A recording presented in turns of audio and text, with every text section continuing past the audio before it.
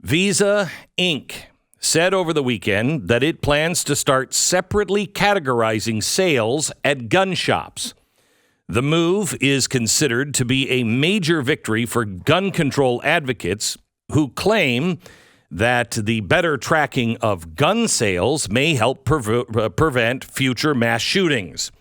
Other major payment processors, including MasterCard and American Express, have also said they plan to move forward with categorizing gun shop sales. Now, this is really important that you listen. Visa said it would adopt the new International Organization for Standardization, ISO, the new merchant code for gun sales.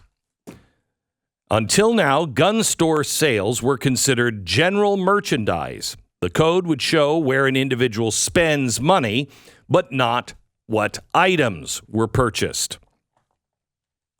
MasterCard said that following the ISO's approval of the new merchant code, we now turn our focus to how it will be implemented by merchants and their banks as we continue to support lawful purchases on our network while protecting the privacy and decisions of individual cardholders. Merchant category codes currently exist for most type of purchases. When you buy an airline ticket or pay for your groceries, your credit card company has a special code for those retailers. It's just common sense that we have the same policies in place for gun and ammunition stores, says the New York City Mayor, Eric Adams. The industry's decision to create a firearms-specific code is nothing more than a capitulation to anti-gun politicians and activists bent on eroding the rights of law-abiding Americans, one transaction at a time. This according to the spokesperson for the National Rifle Association. So which is it? No big deal, or the furthering of the erosion of your rights? Well, let's go back to see if we can understand this story first. Let's trace this back a few months. Where was the pressure coming from? Quote from CBS News. A group of congressional Democrats is urging credit card companies to track the suspected firearm and ammunition purchases as a means to identify and stop gun crime. The letter, drafted by Elizabeth Warren and Congresswoman Dean of Pennsylvania and signed by over a dozen other progressive colleagues, urges the CEOs of MasterCard, American Express, and Visa to back the creation of a merchant category code for gun and ammunition retailers. Okay, now this is really interesting. So this didn't originate with the banks. This originated with the progressive left in Congress. The creation of a new merchant category code for gun and ammunition retail stores will be the first step.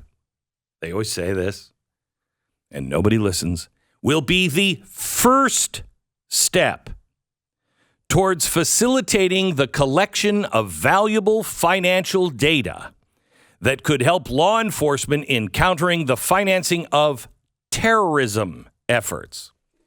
Now, I thought we had done all of this, about 20 years ago when we were looking into terrorists. Notice carefully what they say. The creation of a new merchant category code for gun and ammunition retail stores. This, according to the congressman that signed this and the senator, the first step towards facilitating the collection of valuable financial data. Now, that's where the pressure came from. But where did this originate? Let's trace it back a little further, because there's no way Elizabeth Warren dreamt this up on her own. This initiative was first pushed by the Amalgamated Bank. Now, who's the Amalgamated Bank?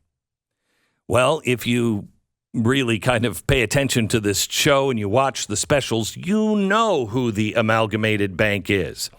They are the bank owned by the Workers United /SEIU union. So it's a labor union bank, but not just any labor union bank. This is the bank that brought the Paris Accord financial framework to the United States financial institutions as well. They were the signers at the Paris Accords, the meetings that happened before. And other banks were like, we're not going to get involved in that.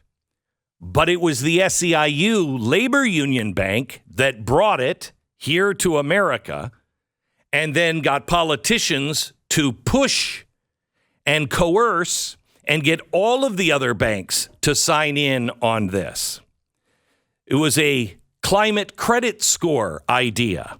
It sounded insane back then, but it's known as ESG, and it is the industry standard now. So it was all about using banks as a pressure point mechanism to bend everyone to their climate will. This is what the amalgamated bank brought over here. That pressure point system clearly worked because now all of the banks, all of the credit cards, all of the insurance companies are on board with it now. So now this bank, along with Senator Warren and other Democratic congressmen, are applying even more pressure to go after our guns. Now they say that's just not going to happen. Let me give you this. CBS News, big scoop. The industry that sets international standards for credit card companies has decided to create a new code for the purchase of guns and ammo. Now notice, this isn't the United States government.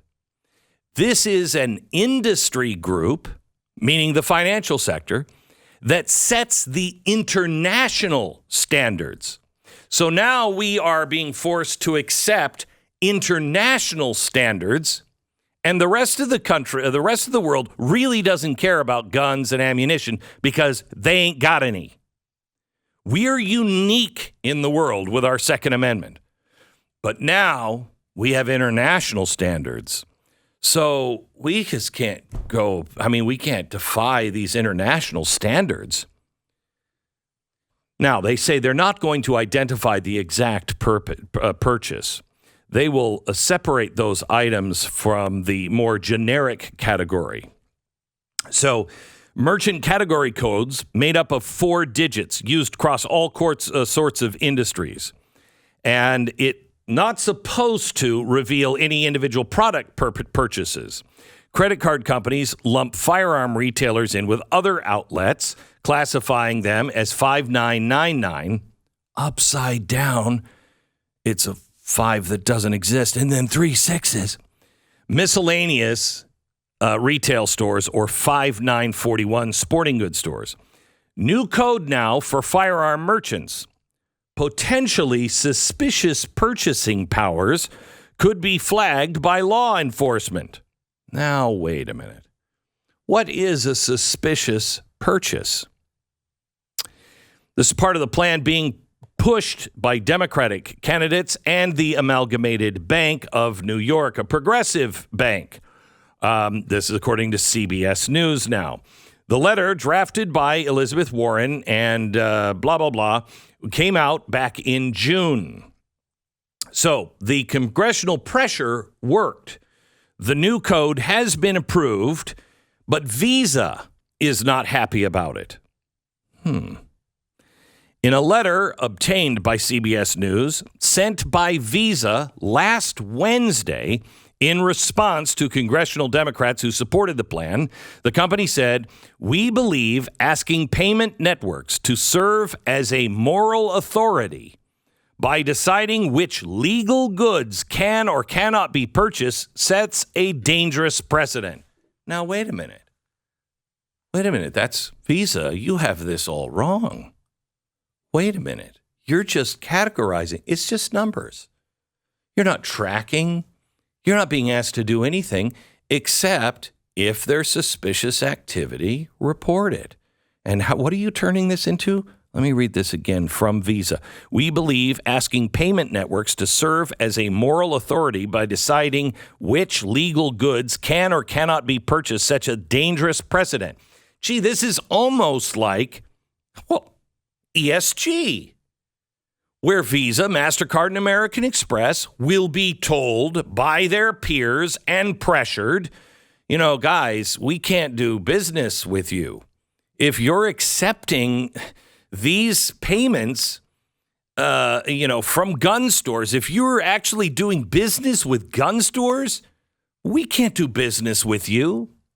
So is it that they're creating a national database, which I've heard, or is it what I don't hear? They're creating a separate category. That way, no matter where you go, if you're buying guns and ammunition at Walmart, I'm sorry, your credit card can't be used here for that. So they make it impossible for you to use your credit card to buy any kinds of guns. Gee, what would be next on the ESG scale? Now, I'm going to tell you what the Amalgamated Bank said in response to Visa. So let me go back to this letter from CBS News sent by Visa last Wednesday. We believe that asking payment networks to serve as a moral authority by deciding which legal goods can or cannot be purchased sets a dangerous precedent. We understood Amalgamated Bank's request to be justified, at least in part, as by an interest in blocking transactions that would fall under such a new category. And Visa's rules expressly prohibit blocking of legal transactions under an MCC. So they're saying, they're having the balls to come out. Thank you, Visa. Having the balls to come out and call a spade a spade. Look, this is what they want. They're going to block. The next step is to block all transactions for firearm or ammunition, and it will all be tracked. Oh, well, I'll just pay for it in cash. No, now there's a new little special rule here that all transactions are going to be watched. Now, the president and CEO of Amalgamated Union Bank, we all have to do our part to stop gun violence, and sometimes it starts with illegal purchases of guns and ammunition. Right. The new code will allow us to fully comply with our duty to report suspicious activity and illegal gun sales. Why are we... when you're going out and you're buying a gun as a drug dealer, do you use your Amex Centurion card? This action answers the call of millions of Americans who want safety from gun violence, and we are proud to have led the broad coalition of advocates, shareholders, and elected officials that achieved this historic outcome. Boy, it doesn't seem like Amalgamated Bank thinks this is a small deal. Priscilla Sims Brown, she's the CEO, recently appeared on CNBC where she was asked about her efforts to push the new category code. Quote, if we did have a merchant code for gun stores, we could detect patterns that would indicate that there had been something unusual going on. So now we're not looking for individuals. We're looking for patterns. She says all the banks will do is file a suspicious activity report, at which point it will be up to local or federal law enforcement to act on those reports. So who's doing the follow-up? Where are you sending that exactly? And if that's the case, why is Visa concerned about the attempt to block transactions using these codes? This is more than just an official registration, because that's what I hear people say. Oh, you can't do that. That'd be a federal registration. No. It's worse than that. And they are openly, Visa, warning us. They didn't want to go along with it. And then suddenly they said, oh, no, wait, we misunderstand. We're fine. Where's the pressure coming from? Is it the banking industry? Is it the government? Or is it both? If you enjoyed this video, hit like and subscribe to our channel so you'll be sure to see similar videos from Blaze TV with the added bonus of signaling YouTube that your voice and opinion still matters. And if you're looking for more great conservative content, check out one of the 2 videos suggested here.